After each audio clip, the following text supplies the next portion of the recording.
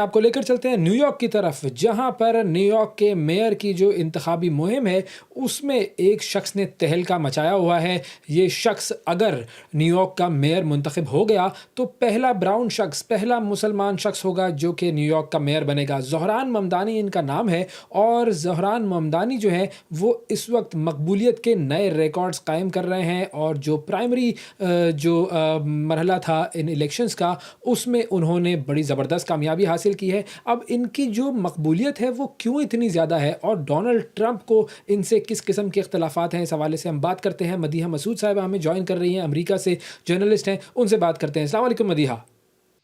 वालेकुम सलाम, thank you so much. Madiha, बहुत शुक्रिया आपका प्रोग्राम के लिए आपने वक़्त निकाला। सबसे पहले मैं ये चाहूँगा कि आप हमारे नाज़रीन को ज़रा ये समझाएँ कि ये जो न्यूयॉर्क के मेयर का जो इंतखाब होता है वो किस तरह होता है? क्या-क्या मरहले होते हैं इसके? अच्छा, बड़ा मैं बेसिक और आसान लफ्ज़ों में समझाऊँगी कि एवरी 4 ईयर मेयर जो है वो चेंज होता है, लाइक 4 साल का टेन्योर होता है हर मेयर के पास, अब अपने अवाम को सर्व करने के लिए। अब इसका एक ईज़ी कुलिया ये है कि ह जो कैंडिडेट जीत से हमकिनार होगा, उसको 50% जो अवामी वोट है, वो उसके पास होने चाहिए। तो अब लोगों के पास क्या होता है कि वो अपने पसंदीदा कैंडिडेट को 1 से 5 के दरमियान, मतलब वो जो चूज़ करेंगे 1 से 5 के दरमियान, लाइक 1 टू 5 आप कितना पसंद करते हैं, कितना नहीं पसंद करते हैं। फिर ऑटोमैटिकली कि जो भी नंबर 50%, ऑफ कोर्स अगर कैंडिडेट ज़्यादा हैं तो 50% तो टच करना या उससे अबव जाना एक बहुत ही एक्सेप्शनल बात होगी। लेकिन जब तक के लिए 50% वोट नहीं आएँगे तब तक के लिए ये राउंड चलते रहेंगे, जिसमें एक के बाद एक जो कैंडिडेट होता है, वो जो सबसे लोअर स्टेज पे होगा वो एलिमिनेट हो जाएगा। फिर बाकी बचने वालों के दरमियान इलेक्शन होगा। फिर रनर अप की तरफ जाएँगे और फिर इवेंचुअली एक कैंडिडेट जो है वो 50% क्रॉस कर जाएगा इन द एंड, क्योंकि जब कलेक्टिव वोट सबके डलेंगे तो फिर ब्राइट चांसेस होते हैं कि 50% से ज्यादा एक्सीड करेंगे, वोट्स एक्सीड। तो इस तरह से फिर आखिरी जो राउंड है उसमें चुनाव हो जाता है मेयर का 50% वोट से ज्यादा। और इसका जो फाइनल नतीजा है वो कब आएगा? जी, अभी नवंबर के बाद पता चलेगा कि ये क्या सूरत-ए-हाल होगी, क्योंकि अभी तो जो रेस है, अभी तो एकदम आप ये कह सकते हैं कि ममदानी ने जो प्राइमरी में लीड ली है, उससे एकदम भूचाल आ गया है। न्यूयॉर्क की पॉलिटिकल हिस्ट्री अगर मैं कहूँ तो बिल्कुल गलत नहीं होगा। इससे पहले किसी भी और रंग के मतलब देसी उसमें मैं बात कर रही हूँ, ब्राउन में अगर मैं बात करूँ, इतनी पोटेंशियल किसी में देखी नहीं गई थी कि कोई सोचे कि वो इतनी बड़ी स्टेट को लीड कर सकता है, इस एनर्जी के साथ सामने आए। तो अभी तो वो भौचाल मचा हुआ है और हर हर सेक्टर के अंदर बहुत बात हो रही है। सिर्फ यूएस ही नहीं, आप देखें पूरी दुनिया में ममदानी जो है वो इस वक्त एक रिनाउंड फिगर के तौर पर सामने आ गए हैं। अच्छा, अब आते हैं ज़रा ज़ोरान ममदानी पर। मदीहा, ये बताइए कि ज़ोरान ममदानी जो हैं, उनकी इतनी ज़्यादा मकबूलियत की वजह क्या है? अच्छा, एक तो बड़ी इंटरेस्टिंग बात ये है कि ये एक बड़ा अच्छा लेसन होगा इनकी कैंपेन को अगर गो थ्रू किया जाए। किसी भी पॉलिटिकल पार्टी या कोई भी पॉलिटिकल कैंडिडेट हो, उनके लिए ये केस स्टडी के तौर पे इनकी कैंपेन बड़ी ही मेगा हिट रहेगी। उसका रीज़न ये है कि ये नौजवानों, सीधे-साधे और अवामी मसाइल पर बात करते हैं। अब आप देखें, इन्होंने कहा है कि ये 2 लाख अफोर्डेबल यूनिट बनाएँगे न्यूयॉर्क में। अब ये बहुत सारे लोगों को, ये बहुत लंबी एक डिबेट है, बहुत लोगों को ये अट्रैक्ट करेगी ये चीज़। और सेकेंडली फिर ये कहते हैं अवामी ग्रोसरी स्टोर बनाएँगे और उसके बाद जी, जो बसेस चलेंगी पूरे शहर के अंदर वो फ्री होंगी। ट्रांसपोर्टेशन अगर सस्ती हो जाएगी, आपको ग्रोसरी अगर सस्ती मिलने लगेगी और आपकी रिहाइश, जो कि न्यूयॉर्क में बहुत, बहुत, बहुत खतरनाक महँगी है, लोगों को डबल जॉब करना पड़ता है वहाँ सस्टेन करने के लिए। अगर ये इतनी बड़ी आसानी हो जाएगी, तो लोग क्यों नहीं ये चेंज चाहेंगे?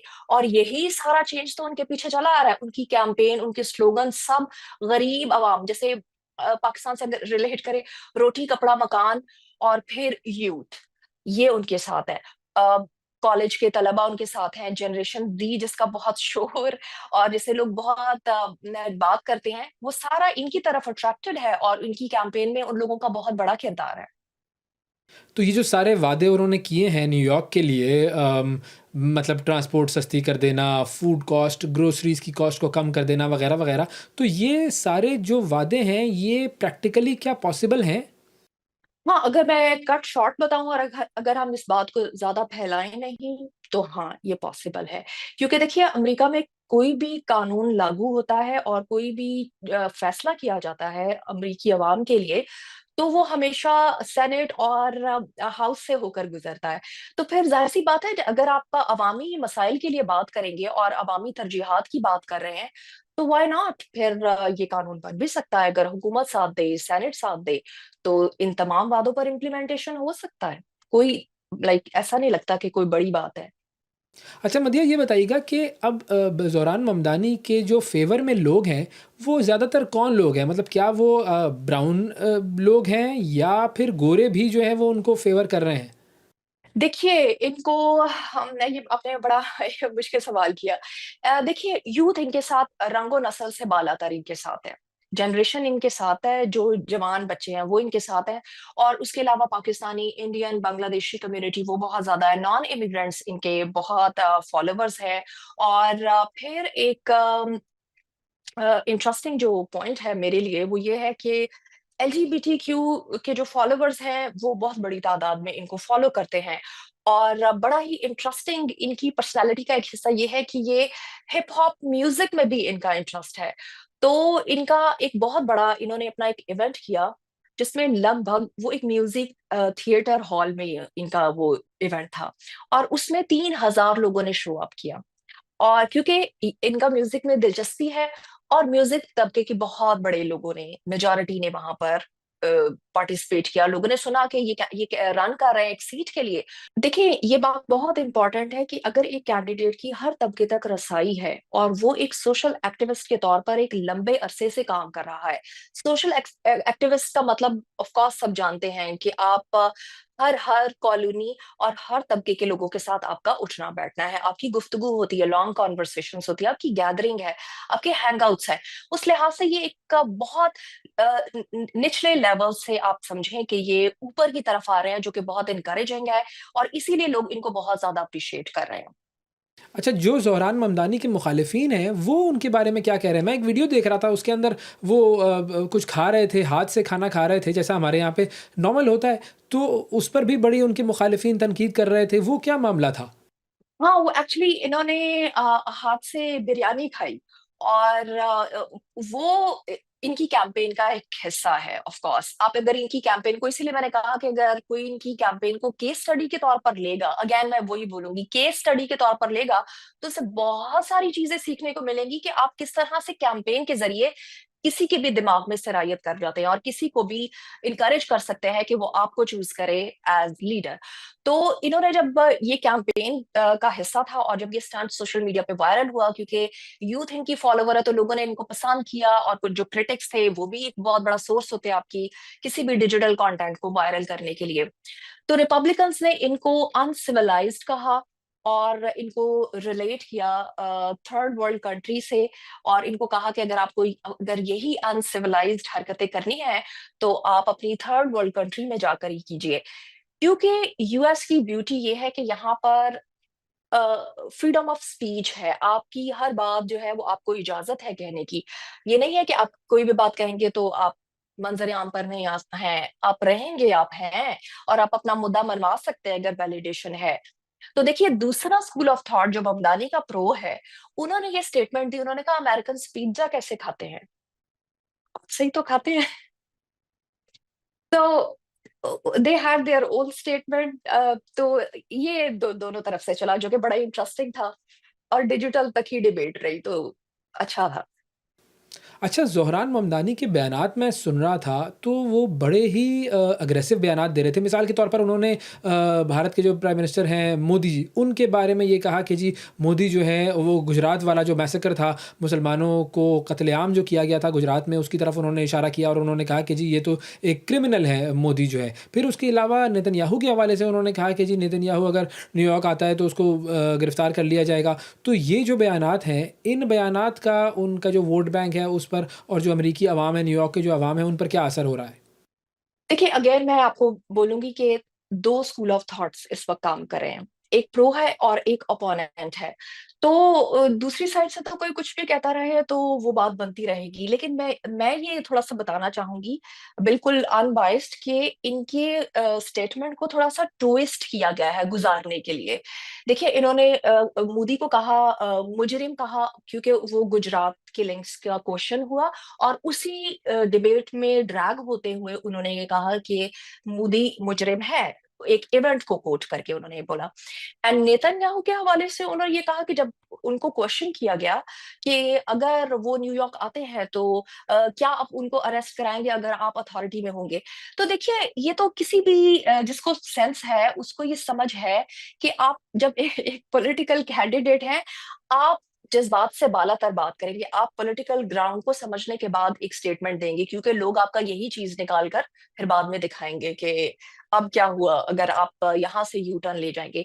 तो ये उनकी बात को स्लाइटर सा ट्विस्ट करके बताया। उन्होंने ये कहा कि गिरफ्तार किया जाए, अगर वो आते हैं तो गिरफ्तार किया जाए, और किया जाएगा तो पूरी अथॉरिटी, पूरी वहां के जो लोग हैं वो ही डिसाइड करेंगे ना। सो एक उन्होंने बड़े एक आप कह लें कि लॉन्ग रन पर उन्होंने एक बॉल उछाला, और फिर रेस्ट इज हिस्ट्री। लोगों ने जिसको जैसा समझ आया, लोगों ने वैसे वैसे उसको हेडलाइंस बनाई, क्योंकि इस वक्त बहुत ज्यादा पॉलिटिकल कैंपेन पूरी पीक पर चढ़ रही है, तो हर हर पॉइंट बिक रहा है।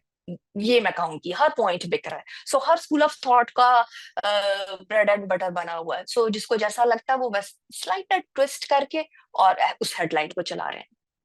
अच्छा, अब ज़रा हम आते हैं डोनाल्ड ट्रंप पर। डोनाल्ड ट्रंप जो हैं वो बड़ी मुखालफ़त कर रहे हैं ज़ोहरान ममदानी की, और उन्होंने तो यहाँ तक कहा है, मैं उनका बयान देख रहा था कि अगर ज़ोहरान ममदानी को न्यूयॉर्क का मेयर मुंतखब कर लिया गया तो इसका मतलब है कि न्यूयॉर्क की आवाम जो है वो पागल हो चुके हैं। और उन्होंने ये भी कहा कि जी अगर ये जीत गए ज़ोहरान ममदानी न्यूयॉर्क के मेयर का इलेक्शन, तो हम न्यूयॉर्क की जो फंडिंग है उसको ख़त्म कर देंगे। मतलब क्या ये पॉसिबल है लीगली? अच्छा, वैसे मैं थोड़ा-सा यहाँ पे घबराऊँगी, क्योंकि मैं कोई लीगल अटॉर्नी नहीं हूँ और मैं इस पे बिल्कुल भी कोई अपनी बात नहीं कर सकती। लेकिन हाँ, जो मेरी असेसमेंट है और जो मेरी समझ है, मेरा नहीं ख़्याल कि इस तरह का फैसला किया जा सकता है कि प्रेज़िडेंट चाहे एक स्टेट का फंड कट कट हो जाए। Can you believe that? No, I can not. उसका रीज़न ये है कि सेनेट फंडिंग रिलीज़ करती है।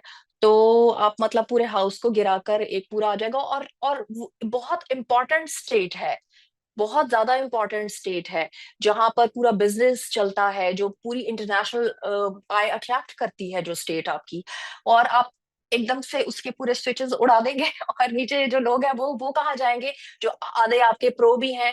तो प्रैक्टिकल बात नहीं है। फिर मैं यही कहूँगी कि जो ज़बान बयानात है ना, वो अमेरिका की पॉलिटिकल कैंपेन और पॉलिटिकल पूरे टाइम का बड़ा प्यारा हिस्सा है। तो वो वाला एशिया वाला नहीं है कि जो कहा वो वही है, किया जाएगा। कहते हैं और साथ बैठ भी जाते हैं। सो दैट्स वेरी कॉमन और बड़ा ईज़ी है, ऐसा पॉसिबल नहीं है।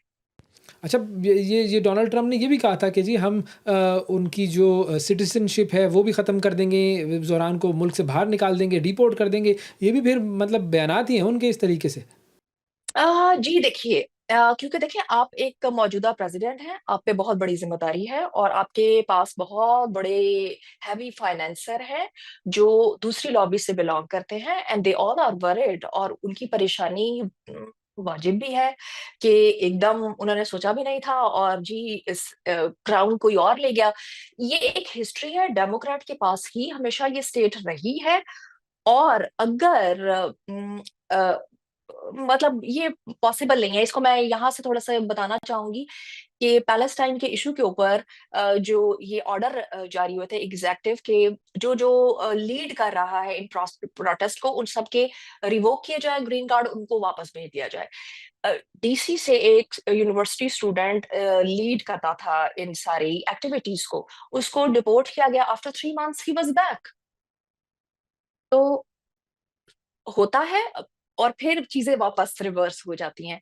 तो इतना आसान नहीं है, लेकिन मैं ये कहूँगी कि दोनों सूरतों में हिस्ट्री बनेगी न्यूयॉर्क की। इस तरह से कि अगर ममदानी बनते हैं तो पहली बार एक ब्राउन कलर मुस्लिम लीडर सामने आएगा, जो कि सिर्फ न्यूयॉर्क तक नहीं, पहली बार ऐसा है कि कैंडिडेट है पूरी दुनिया में शोर मचाया, और ये प्रेसिडेंट नहीं है, ये मेयर है, लेकिन हाइप लेवल वहां तक चला गया है।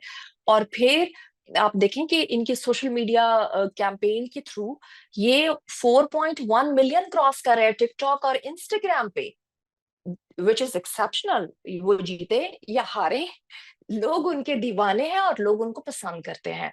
और अगर खुदा ना खास्ता अगर वो हार जाते हैं, तो जो रिपब्लिकन साइड है वो लीड पर अगर आती है, तो फिर हिस्ट्री बन गई कि पहली बार एक रिपब्लिकन्स जो कमांड लेंगे, फिर एक स्ट्रेंज सूरत हाल होगी, क्योंकि लोगों को रफ और टफ और इजी लाइफ जीने की आदत है, और रिपब्लिकन्स के रूल्स और उनकी आइडियोलॉजी जरा जरा नहीं बहुत स्ट्रिक्ट है। तो दोनों हालतों में तारीख रकम होगी, देखते हैं कि आसान वाली या मुश्किल वाली।